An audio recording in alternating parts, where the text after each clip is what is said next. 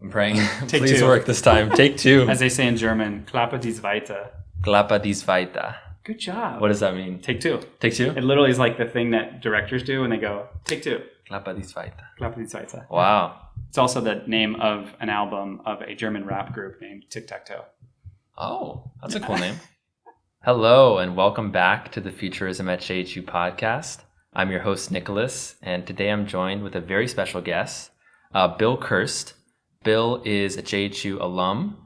He has his own podcast called the Coffee and Change podcast, which we'll get into. And he's overall an amazing person and mentor. So I'd love if you could just, give a brief introduction to who you are. Sure. Thank you, Nicholas, for the opportunity to be here. And thanks, for listening and watching. As you mentioned, my name is Bill Kirst. I'm a alumni here at Johns Hopkins. Went to Krieger Arts and Sciences, graduated in 2000. I'm actually back here this weekend for Alumni Weekend, and it is my 23rd reunion. We'll talk a little bit about my Hopkins experience, I'm sure, in this discussion. But yes, I also have a podcast called Coffee and Change. And in my many passions of podcasts, I came across this one that you run, as well as another one that one of your peers runs. So it's an honor to be here to talk to you today and share some of my Hopkins story and hopefully, inspire some students in and along the way. Yeah, so this is funny because we actually recorded a version before this, and all of the audio equipment decided to give out, including my phone included and this Zoom recorder right here. So we had a double, I forget what you call it, like a 2-point failure. Yeah, essentially. 2-point failure. I've had instances where I forgot to click record, or I forgot to record on the phone, or the phone stops recording midway. And both of those things, both devices decided to stop recording at the same time. It's like they just decided to rebel. So anyways, this is take two, or I forget, how do you say it in German? Klappe dies weiter. Klappe dies weiter. Take two in German. So we're going for it again. We'll see how much we can repeat from, the really gold insights that you mentioned before. But from what I remember, we started with, what did you study at Hopkins? Sure. How was your experience? What were you involved in? Yeah. And obviously I asked, how does it feel back? Yeah. How does it feel to be back here? Yeah. So let's start with how it feels to be back. It feels amazing to be back, first and foremost. The last time I was on campus was the fall of 2019, pre-pandemic. And so it's great to be here in person, to meet you in person. We've connected virtually, obviously. A lot of us have connected virtually over the past couple of years. So this feels amazing to be back for not only Alumni Weekend, but also, work on the Alumni Council, which we can talk about later. When I was here at Hopkins between 1996 and 2000, my major was International Studies and Russian. My experience was kind of twofold. We talked a little bit about how unique and challenging this academic environment is. It's an accomplishment to get into Hopkins. And I don't know if you know this, but 38,000 people applied to Hopkins this year. Wow. And I think they admitted about 1,300. So it's an accomplishment to get into this university. And I think when I applied in, 95, 96, it was the 10th best university in the country. And I think it's about there now in the rankings. Yeah. So it's great to see that it's back in that ranking. But I say that from the standpoint of it was a unique experience for me because I had a really hard time adjusting to Hopkins academically, socially, and culturally. I am one of 6 kids. I'm the oldest boy, but middle child. So I was always taking care of at least 3 younger humans in my life. And when I came to college, and some people might be able to relate to this, it's a shift because you are told you just have to take care of me, myself, and I. And that was an adjustment for me. I didn't do well. I struggled academically. I took probably the wrong courses when I first signed up. And they actually had something at the time called pass-fail, which was kind of a generous system that allowed you to take courses, but you didn't have to worry about your GPA. It sort of covered your GPA because it's the first semester, and they want you to really acclimate and get settled and not worry about, hey, am I getting the right GPA? In the event you did fail classes, however, they did uncover that GPA and show you, hey, this is how you're doing. Maybe this isn't the right institution for you. And that happened to me. But I was very fortunate because after that first semester, I came back to campus. Even my parents thought, hey, maybe this isn't the right place for you. It's really, as you can see, it's academically very challenging. And I met with an academic advisor. His name was Dr. Goodyear, and Dr. Goodyear changed my life because he sat down with me and he said, let's look at the courses you've taken. I was taking calculus, chemistry, physics, and he said, do you even like these things? And I said, no. And he said, okay, let's back up. What are you interested in? Like, tell me what you're passionate about. Tell me where you grew up. What was it like where you grew up? What are the things you saw? What lighted you up inside? And it was from that place that I shared who I was, and he saw me. He saw me for who I was.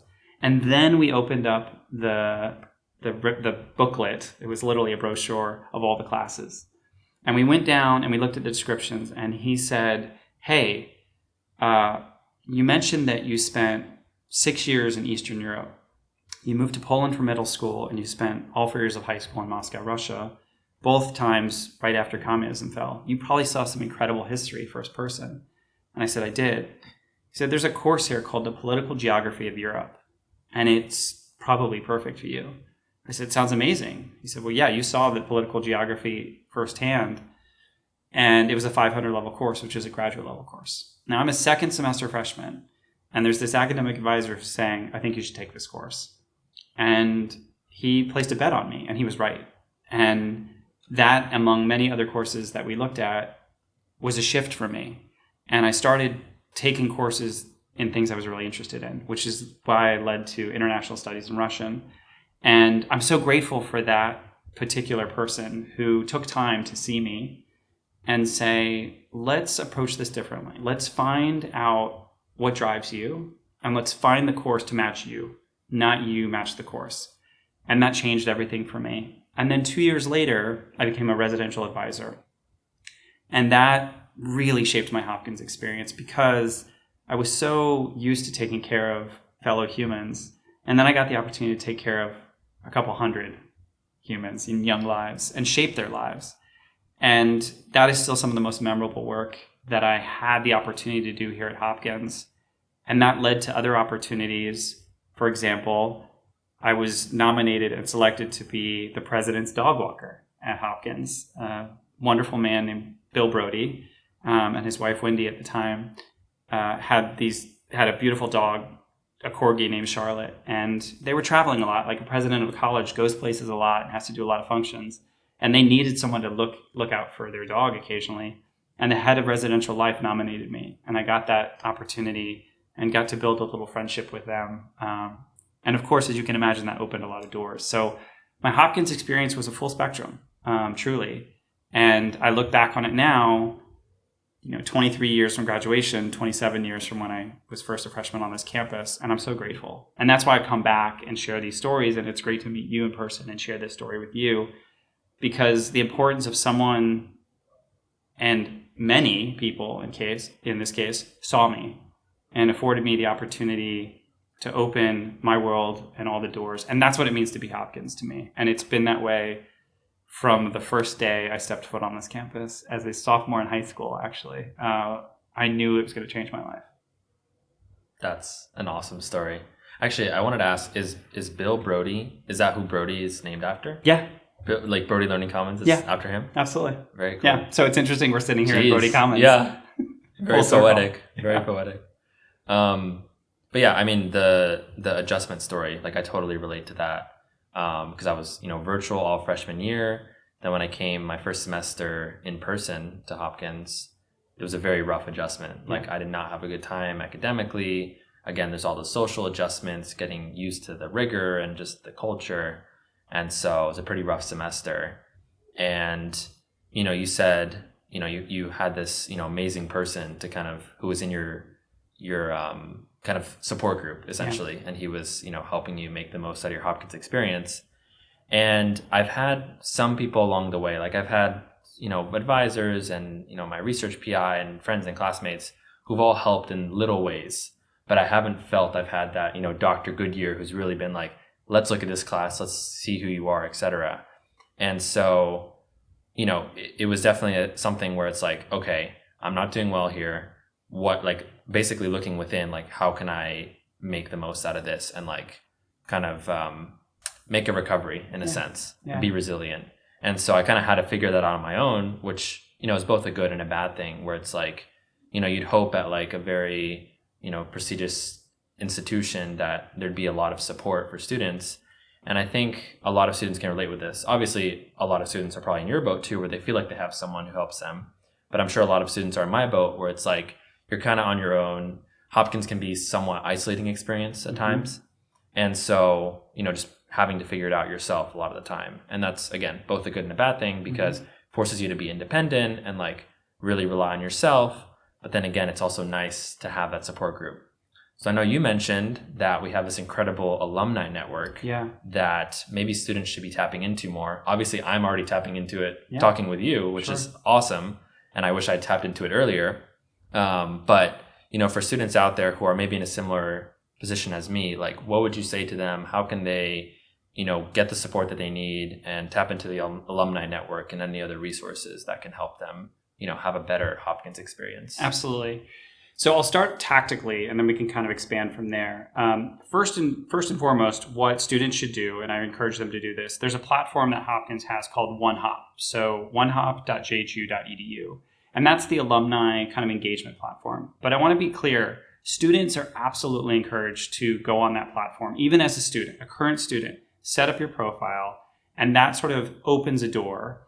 And what's interesting is I learned a couple stats today. One is that on the OneHop platform, there are over 13,000 active alumni profiles on there. So these are people who are looking to engage, posting job interest, doing mentor, in residence programs, helping students, people like myself who come back to campus to do exactly what we're doing. Let's meet in person. Let me hear your story. Let me support it. Let me echo it, right? There's 13,000 people on that platform doing that actively. In addition to that, I learned today, or was reminded today, that Hopkins actually has one of the largest living alumni networks in the world. There are 226,000 living Hopkins alumni around the world. That's 226,000 individual touch points that are out there to help you as students. Why? Because we remember what it was like to be in your shoes. We remember how challenging it was, how isolating it was. And actually, in your case, it was harder, Nicholas. Like, starting off in the virtual environment, in the pandemic environment, you and your peers the starting line was not the same, right? The starting line was way back here. And so the thing I would probably encourage you all to do first and foremost is cut yourself some slack, start from a place of grace and say, like you said, resilience. Wow, look at how much resilience I've demonstrated in this global pandemic. That I stayed focused, that I stayed committed, that despite all of the ambiguity and the uncertainty, we progressed because we had a vision. The other thing I want to say to you and to those listening, to students, is you're not alone in this. Like, this alumni network exists not only to connect with each other, but to make it easier for those that come after us. So as a student, know that the minute you stepped foot on campus, actually the minute you signed your acceptance letter, you were already a part of the alumni network. You may not feel it, but I'm here to tell you that we come together on weekends like this and we discuss, how do we shape the student experience? How do we make it easy for the Nicholases of the world to not feel alone? How do we connect them to their passions? How do we make sure that they have an equivalent of a Dr. Goodyear to say, let me understand who you are. I see you. And more importantly, I give you permission to be your best self in this world. Because frankly, if we don't do that, we're not going to get the best inventions, innovations, creativity, patents. Those aren't going to come, because all of those things come from a place of purpose and belonging and inclusion.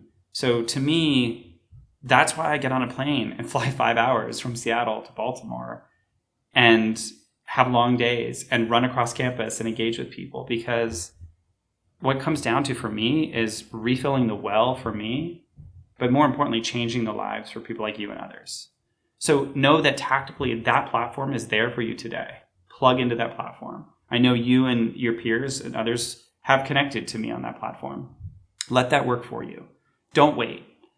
And honestly, if anyone's feeling alone, you can go on that platform and search out, I want to find an alum who graduated from my school in this year with this interest in this job or industry. The filters are there, right? The technology is great. We'll talk about like AI and ML and all that other stuff here shortly, but it's there. So like use it to make your world smaller.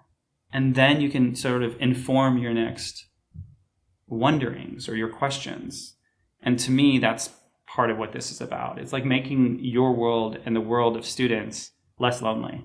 Because there were many nights I was on D level or B level. And now, granted, we didn't have cell phones at the time, so it was a little less distracting. But I was in a cavern of like loneliness.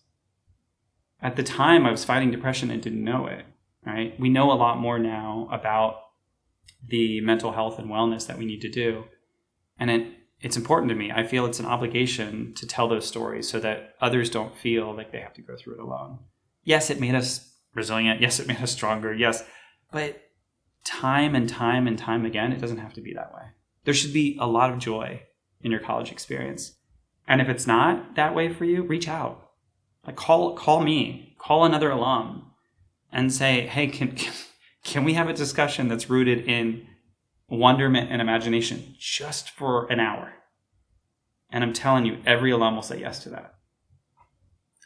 So I actually had a prospective student who's deciding between schools reach out to me, and he was curious about my Hopkins experience. So I'm like preparing a response to him. Yeah.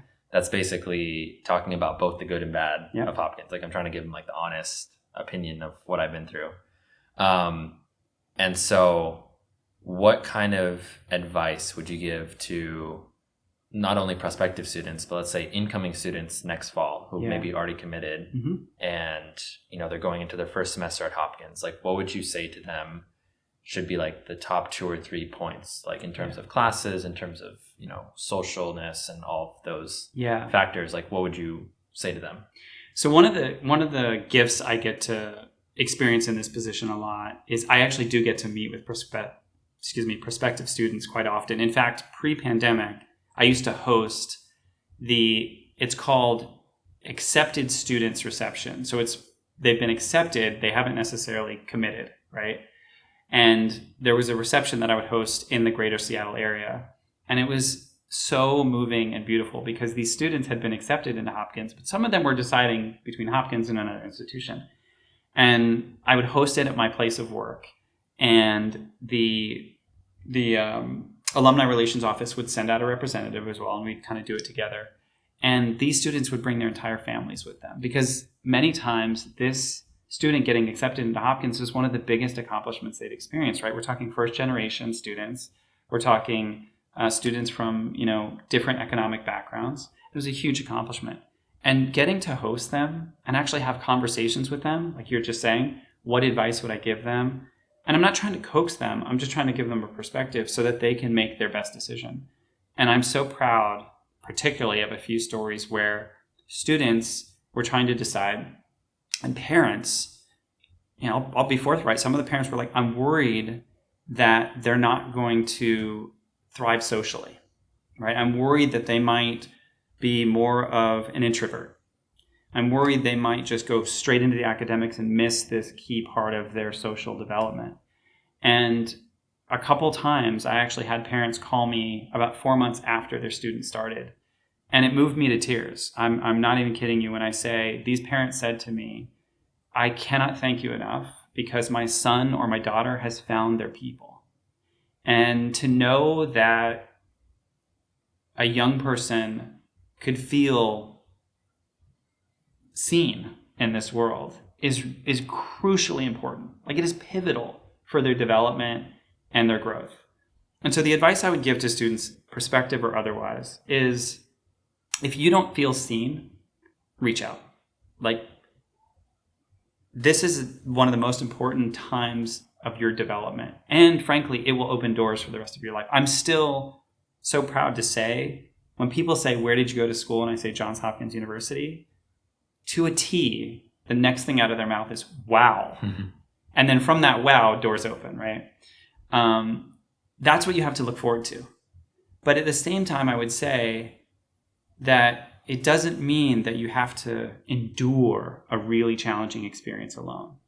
So chase your passions, right? We're sitting here because you chased your passion, right? You created this potential. You created this opportunity. So first and foremost, I'd say to people, The same passions that got you into Hopkins, don't let them go the first day you get to Hopkins. Yes, it's academically challenging. Yes, there's curricula and syllabi and all of that, and you have to stay within that realm. But don't let those things drown out the light that's in you. Find a way to combine those. I can tell you right now, if you came to a professor and said, I'm really passionate about this, and I see that we're studying this, and I'd like to find the overlap between the two, that professor's going to say, let me pave a yellow brick road, and you start a research project. So if it feels like it's worthy, it is. And I'm going to tell you, I'm going to be the first to say, like, alumni to student and alumni to alumni and alumni to other students. If you're seeking permission, Bill Kirst gives you permission. Now, I don't know what that will carry in your world, but if you need permission, I grant you permission, because it's out of those places where the true life-changing inventions, innovations, patents, whatever you want to call it, conversations, that's where it's going to come from. So don't let those passions subside. And then the other thing I would say is curiosity is your new currency. What I mean by that is we focus so much on the answers, right? We're in an institution, we're in a library, there's books all up and down, right, that have answers. One of the things a podcast has taught me is the answers carry a certain amount of weight, for sure. We need answers to get through the world. But I am actually seeing the world almost through the eyes of a child sometimes, where I say to myself, it's not so much the answers that we seek, it's the questions we didn't know we had. And being able to ask questions from that place, I think, is what changes the world. And if that's not what a university is about, then like, what are we here for? Right? This should be the safest place for you all, any of your peers, prospective students, to come to ask those questions. Unvoiced questions, unspoken questions, the wonderments, the imaginations, the what would it be like if, finish that sentence, right? That's why some of the work being done by Farouk Day and the Life, the Center for Life Design and the Imagine Center, I love that stuff because it's a crucible for that. It's one big, you have permission. And that's what I would encourage students to do in their exploration. Yeah, I would say like the Imagine Center, the Life Design Lab, like I think Hopkins has definitely been making more efforts to give those kind of resources to students. I mean, for the entrepreneurial students out there, I don't know if this existed when you were here, but Fast Forward University. Right. Was that a thing? It did not Didn't exist. No. Mm-mm. So that's like another, Fast Forward U, the Imagine Center. Tech Ventures, Johns Hopkins. Ventures. Yeah. So like there's a lot of unique opportunities for, exploring your own, passions and interests, with the Life Design Lab and kind of designing your life, as the name suggests. And then also for the students who maybe don't fit in that normal, like pre-med research, bubble that really exists at Hopkins. I think I was looking at the stats where it was like 30 or 40% of students here at least are pre-med, and like 3/4 of students do research. So it's like a very heavy pre-med, pre-research, or pre-grad environment. And often that pushes aside students who maybe want to go into industry, or they want to go into startups, or they want to create their own ventures. And so, obviously I'm a neuroscience major at Hopkins, so I'm more on when people ask me like, are you pre-med? And I say no, they're like, really? You're not pre-med? Because most of my friends are pre-med. Yeah. And there's just a couple of us that, no, we're not pre-med. We're either going to go into industry or we'll go to, PhD or something. But like for me, there wasn't really, like this podcast is a purely passion project, right? And like, it's not like there's a class where it's like, create your own podcast or create your own venture or whatever. It's like, you really have to go out there and like do it yourself. But I will say like, this has probably been one of the most like satisfying moments of my Hopkins experience, is like having this podcast and like being able to talk about the future. And when you were here, was there like a science, or actually, first of all, was there a podcast? No, podcast did not exist okay. until 2005 was the first podcast that came out. I remember I was actually in the Army officer basic course. I was in Augusta, Georgia. And I remember thinking, what is this podcast thing? Because what we had at the time was iPods, right? That's all it was. There were no iPhones, no smartphones, just iPods. And so it was called podcasts. And it was 2005 when that came out. So 5 years after I graduated, yeah. Okay. Yeah. Because from what I understand, like looking at all the student orgs, like before I created this podcast, I was like, what's already out there? Like, I don't want to just create something that already exists. And you'd think at a STEM school, there'd be a STEM podcast, right? Like a science and tech podcast.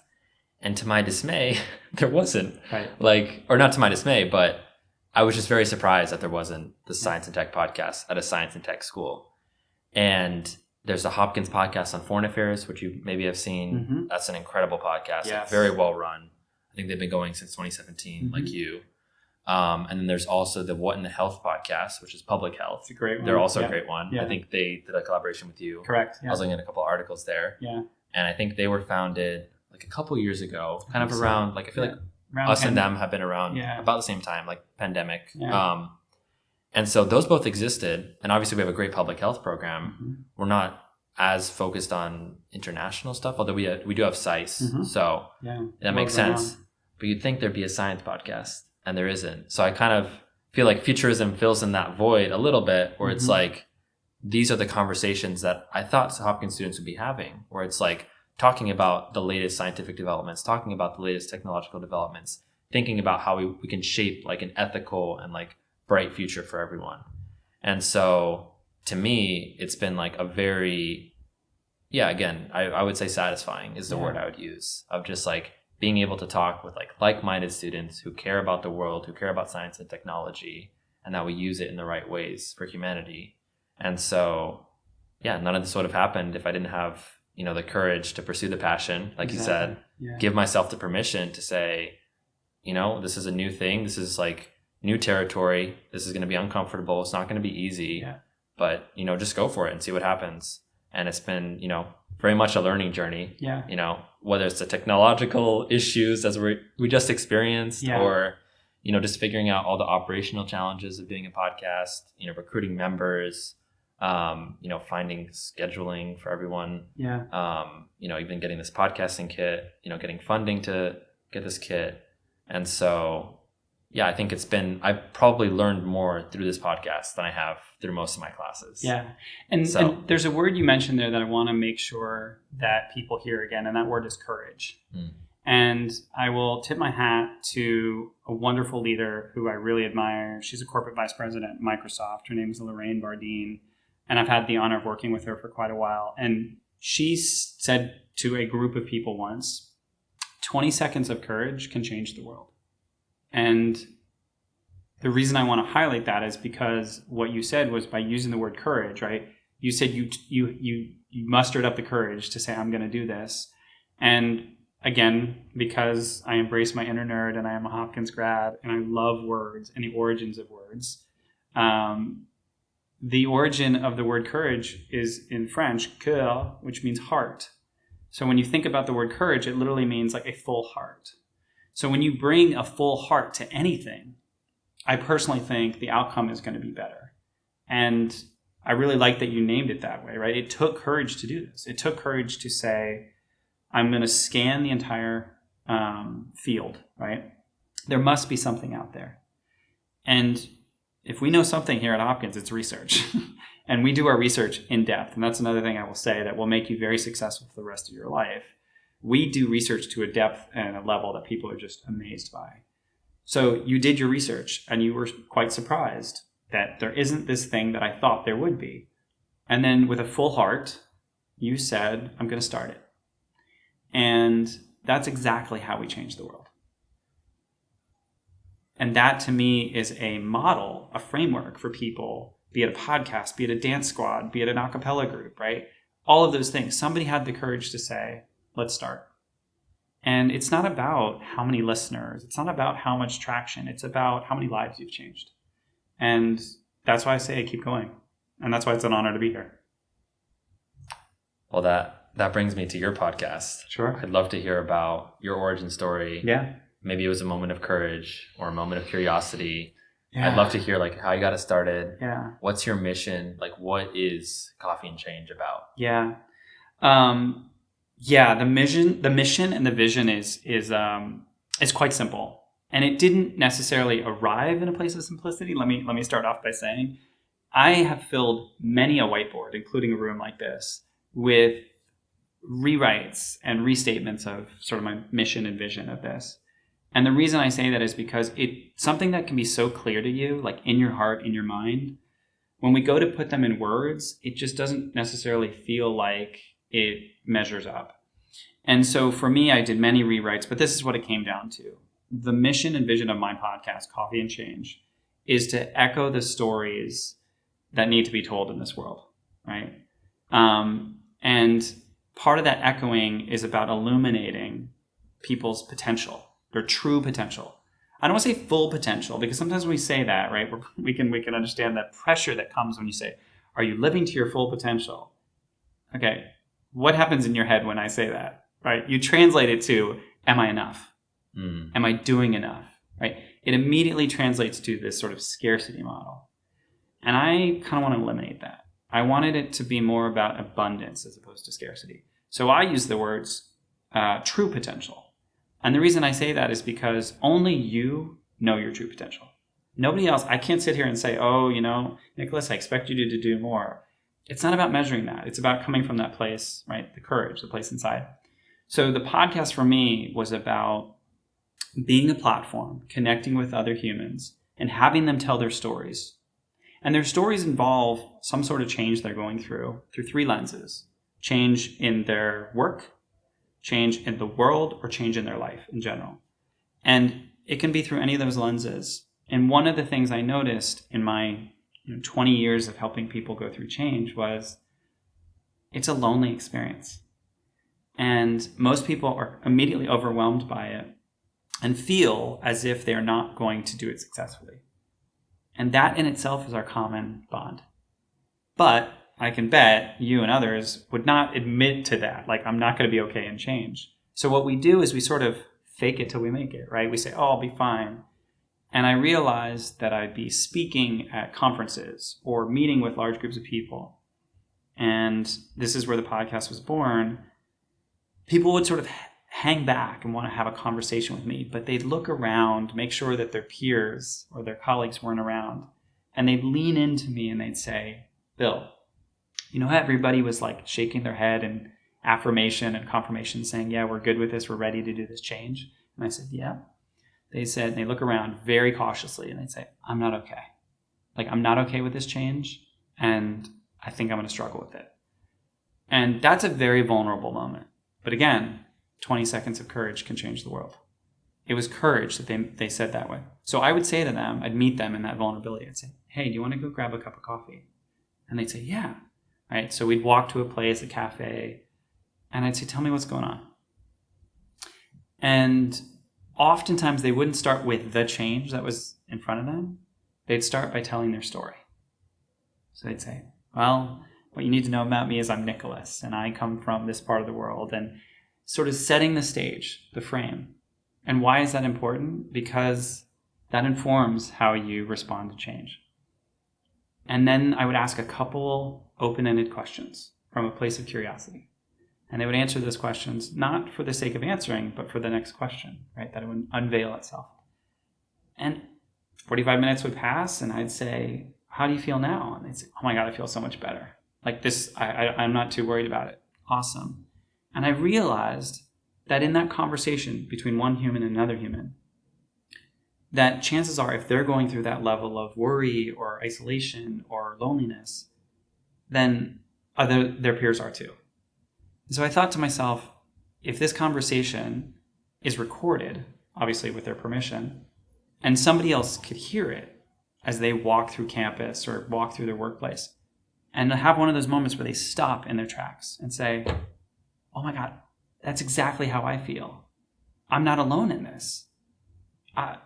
Again, back to what we said, if I'm not alone in this, then I can take the next step. And that's really what the podcast is about. And I started it almost 7 years ago. And it has been this beautiful companion. As you said, you've learned more in this passion, right? And I could probably say in 7 years, I've learned more about the human condition and what it means to be alive in this world and to live fully in this world and to ask questions. And this platform for me is a sacred container. Right? I get to hold the stories of people, in many cases, the first time they've ever told their story publicly. And immediately they're set free. And when you're set free, you can soar. And if you can soar, you can do a million things that you never thought you could. And that's why this has been a life-changing experience for me. And that's why I continue to do it. It's a passion for me like it is for you. I've learned everything on my own. Every conversation I have replenishes me and nourishes me in a way I never expected. And it is this evolving, beautiful symphony of the human condition. That's how I would describe it. That's kind of the origin story. I love that. That's incredible. Futurism started in Brody. Mm-hmm. Oh, here we are. Here we are. Wow. So full circle. And our first few episodes we recorded on our phones. Yeah. So I'm curious, like at the origin of Coffee and Change, was there that kind of technological barrier of maybe you started here and then you've developed over time? Like we didn't have this set up before. We didn't have our own studio. Yeah. It was just literally 3 or 4 of us in Brody with like background noise, people slamming doors, which luckily we haven't heard too much of that. Yeah. But, recording on our phones, and then we do some like very minimal, you can't do too much like editing to like a phone audio quality. Right. It is what it is. But that's where we started, right? We just started and then it's like gradually evolved and it's gotten more and more like technologically savvy. But how was it for you? Oh, wow. So I'm going to bring people a little bit behind the curtain. We're going to do a little behind the scenes and I'm going to have a very vulnerable moment on this. The first episode I recorded, again, I had a vision in my mind and this was late 2016, early 2017.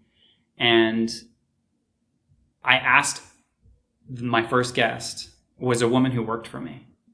And part of the reason I asked her is because I felt like she couldn't say no, right? You ask someone who works for you, they're going to say yes. And it was an incredible conversation. And it still stands as this beautiful representation for her of the growth she's done. I actually had her on episode 50 as well. So I had her back to reflect on how much she had changed, the world had changed, I had changed, and this platform had changed. But the part that I will bring people behind the curtain is this. We recorded that conversation in a room very similar to this one. I learned that audio quality, right, is a very finicky thing. We recorded on a very sort of low budget USB mic. The room had a lot more glass in it than we have in here. And I didn't understand the reverb and the bouncing and all of that stuff. And I worked with a dear colleague of mine who was also a DJ at a country station in Seattle. And I sent her the audio and she said, yeah, there's all sorts of tinniness and reverb. And I said, how do I help that? She's like, honestly, it's a little tough, but is there something else you're looking for to sort of round it out? And I said, is it possible that you might be able to lay a track on top of it that makes it seem as if we were in a coffee house? Oh. Like a cafe. Interesting. Now, this was a DJ at a radio station, so she had a whole plethora of sound items and sound effects. And again, this is full vulnerability. We did that on the first episode. And so if people listen to it with a very particular ear, you will hear that is essentially a loop of the sound of background people, cash register machines, espresso machines, right? Sort of the cacophony of what you'd imagine a coffee house to be. All artificial. And I wanted to do that because I was trying to mask that sort of reverb, but I also wanted people to believe that we had recorded in a coffee house. Now that was the only episode I did that on. And then I stopped because it felt inauthentic and it felt like it was actually drowning out the vulnerability of the discussion. And so I stopped doing that from that point on and I realized, now the sound quality is going to be the sound quality. Do the best you can, learn as you go, tweak what you can. And I've since invested in a lot more equipment, right? I have multiple mics. I have a sound mixer. When I started recording, there were no podcast recording platforms. You could do it locally and upload it. Now I use an amazing partner in squadcast.fm. And I was doing that before the pandemic where we were recording virtually. And it's a lot easier because the person on their side is at home. I'm at home.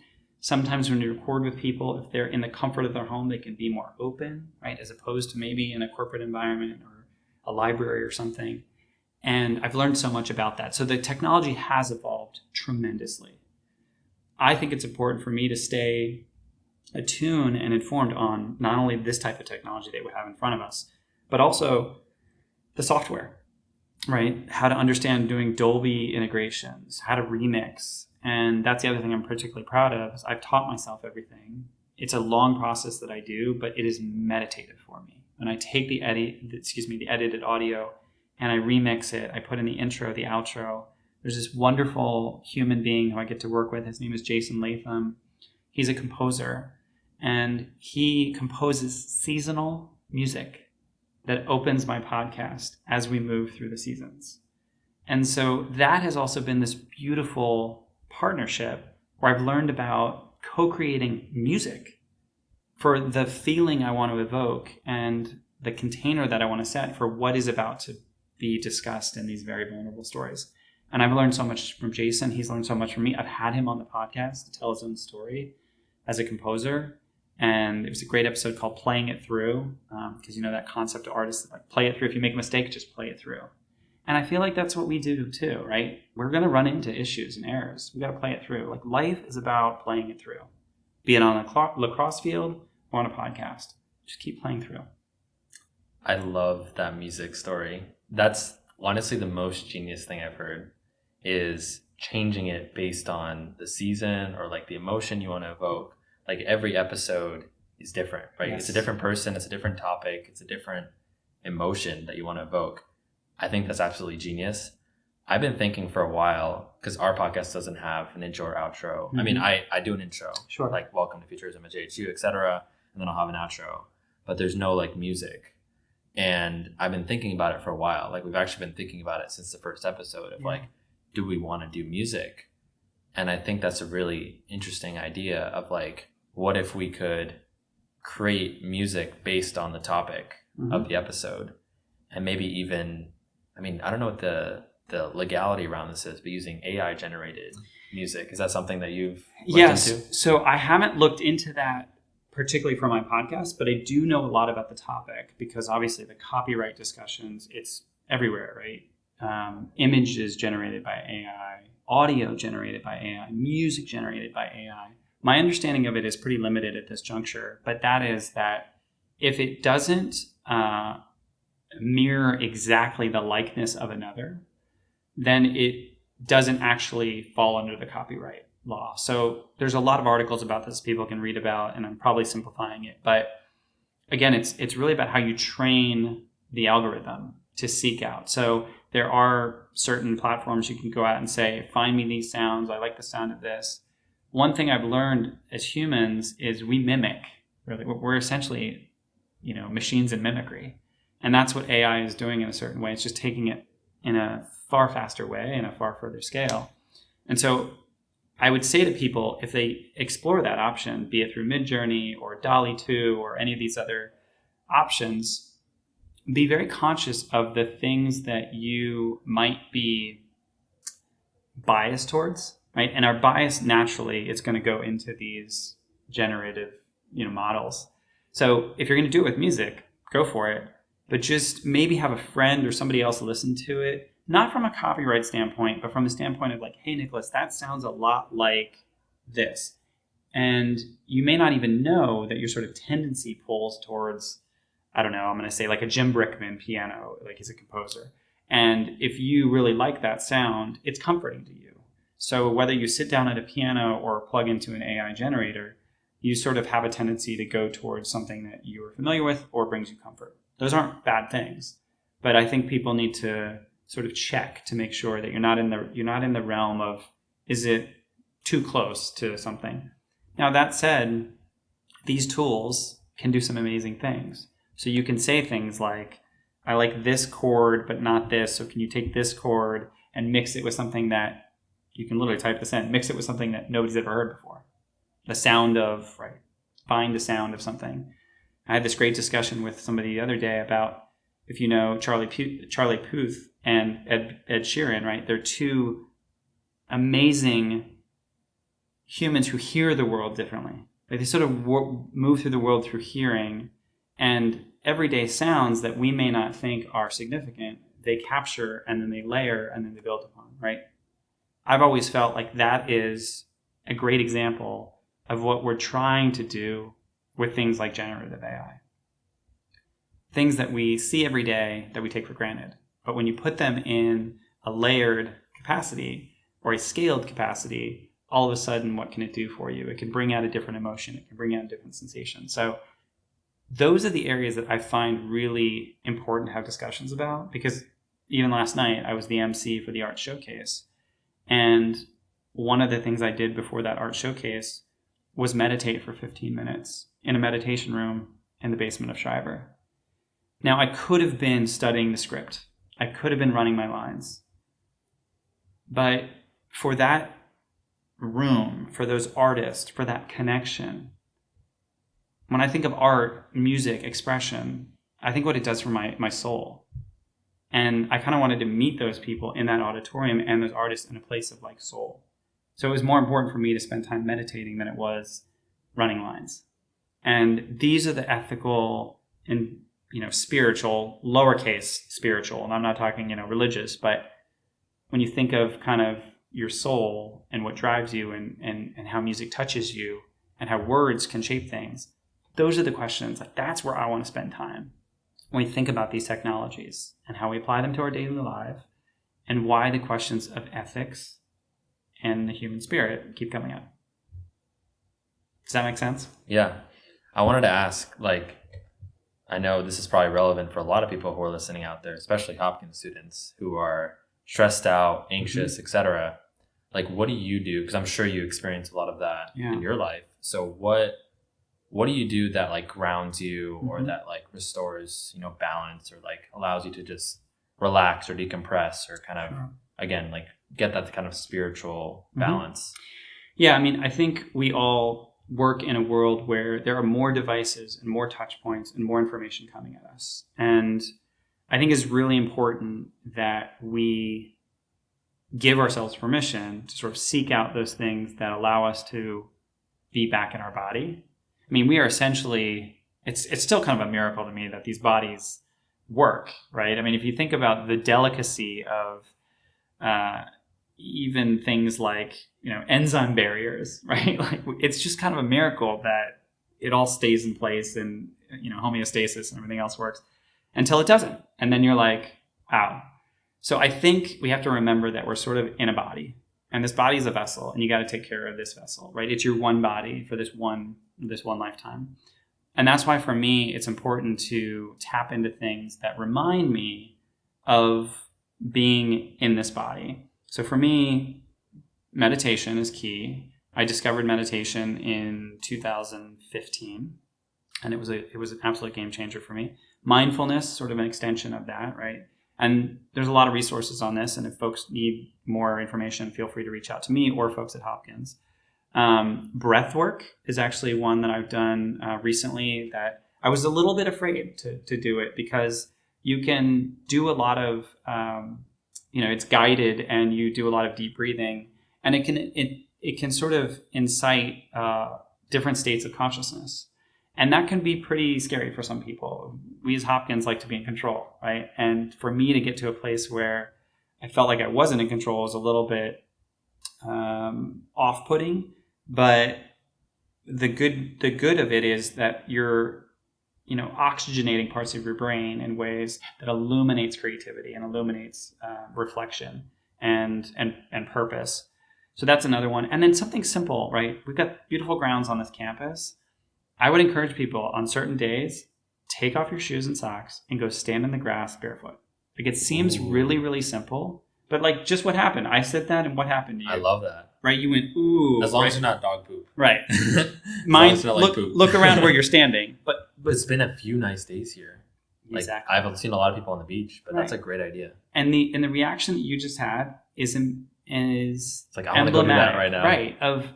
And why was that? Because what you remember, probably, just a guess, you remember when you were a kid, and you remember that sensation of either, just a plush lawn, a slightly cool day, right? But there's also science right? That shows that connecting the body to the earth, right? There's different frequencies. The earth is always kind of buzzing in a certain way. And we could like geek out about this if you want, but and there's a connectivity. I mean, we essentially are human tuning forks. And so when you stand barefoot in a meadow or a field or in the grass, what ends up happening is your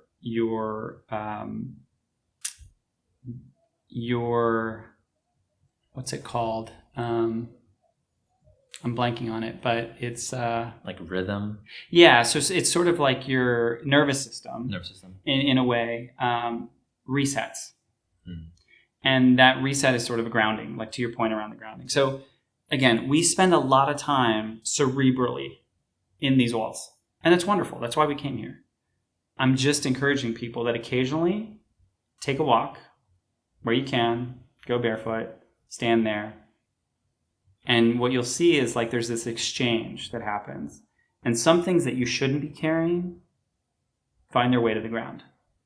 And other things that are like in the ground and like it's good for you, you'll take away. That's a simple thing for people. And again, there's a lot of science behind this. We don't need to get into it. I encourage people to do the research on it. But that has helped me a lot. I'm also a swimmer. So being in water, being near moving water, the sound of running water, the ocean, streams, a brook, whatever it is, if you can't dial that sound up and put it in your headphones, it's a game changer. And then the last thing I'd say that I explored quite a bit before pandemic was sensory deprivation saltwater floating. So these are deprivation tanks where you can go in and the salt water is so potent that you essentially float. It's in darkness and in silence. And all sorts of stuff happens when you turn off that part of your brain because you have no sensory input. And when you have no sensory input, the subconscious and the unconscious comes forward. And don't encourage it for everybody because it can be quite unsettling. But at one point in my life, I was doing it 3 times a week and it was an absolute investment. It was amazing. I missed it because a lot of that shut down during COVID. So one thing that came to mind when we're talking about all this tech is how we kind of live in a digital age now, right? And obviously when you grew up, there wasn't all this technology, smartphones and computers, etc. And like me personally, and I'm sure this is true for you and a lot of other people, I live almost all of my waking hours on my computer or on my phone. Like it's just the nature of work and life nowadays. And it got me thinking about like, what are the kind of evolutionary or like kind of effects to human nature? Like, have we changed who we are because we're no longer, living, face to face all the time, right? Now we're like living and connecting with each other through social media or, online on, I have Google Docs open right now, connecting through Google Docs or, whatever it may be.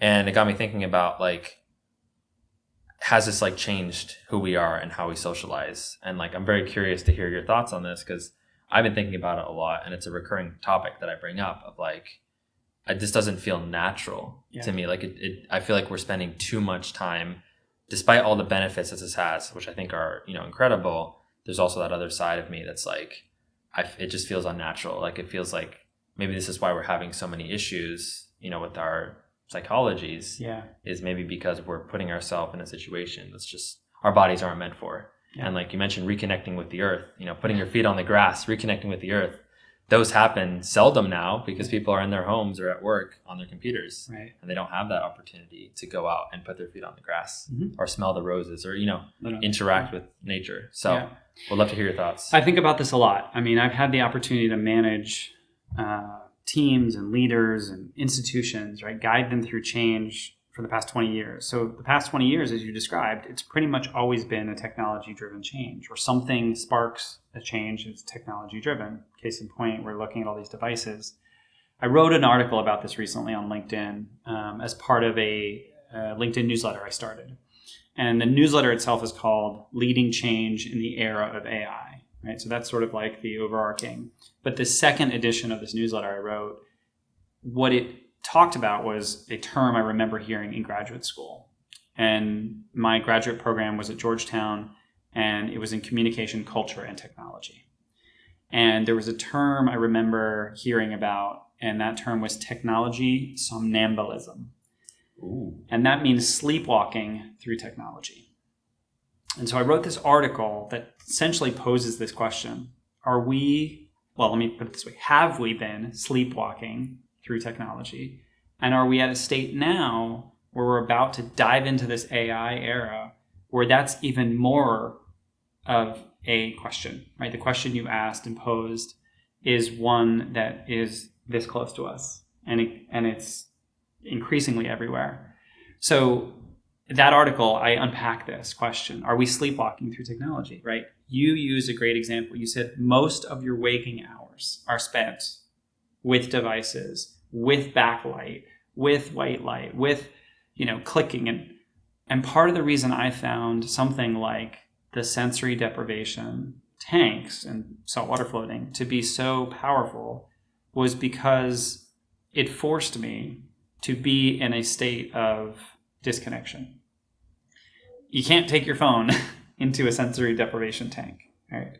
You try, but it's not gonna do well for the phone. And it kind of defeats the purpose of what you're doing, right? Which is to turn off all the signal, more importantly, the noise, and to tap back into your own thoughts and your own imagination. Now a couple things happen when you do that. The first 20 minutes, hands down, every person experiences this, are terrifying. Have you seen the movie Gravity? With Sandra Bullock and clips. George Clooney. Yeah. So I say that from the standpoint of there are these scenes where they are out in space and all communication has debilitated. They can't do anything. And they're essentially left in their, spacesuit with their own thoughts. And if you can imagine being in space and sort of all the things that are supposed to keep you safe fall away and you're just hearing yourself breathe. So you're hearing your inhale and your exhale, and that's all you're hearing. What ends up happening is your mind naturally goes to a worst case scenario. What if this, what if this, what if this, right? And we're used to that. That's how we survive, right? That's why we have ego, right? Because ego is what keeps you alive. Well, when you are in a state where we don't have any devices and you've disconnected from all these things, what happens is your mind goes to this worst case scenario. And particularly in a deprivation tank, there's no stimuli. You have no light, you might have no sound, and the temperature of the water that you're in is your body temperature. So it can't tell so what happens is your body actually thinks it's dying. Your metabolism kicks up because it's okay, are we shutting down here? If we're shutting down here, we gotta kick up the metabolism and increase the oxygen to go to the rest of the body. And your brain then starts to go into this, what if this happens, what if this happens, what if this happens? And that goes on for basically 20 minutes, which is an eternity when you have no stimuli. And at about, for me, the 22 minute mark, it all goes quiet. And you realize that all those things you thought were going to happen, all the worst case scenarios have not happened. And you're still alive. And you're still functioning.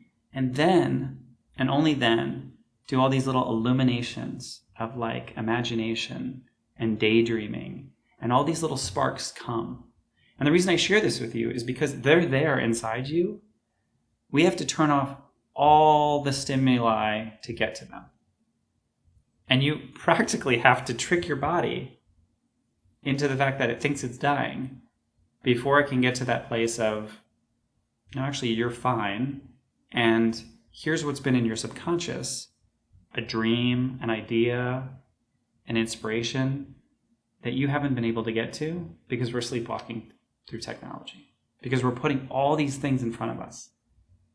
And I do think about this a lot. I used to do something called Silent Saturdays. And what I would do is I wouldn't speak for 24 hours.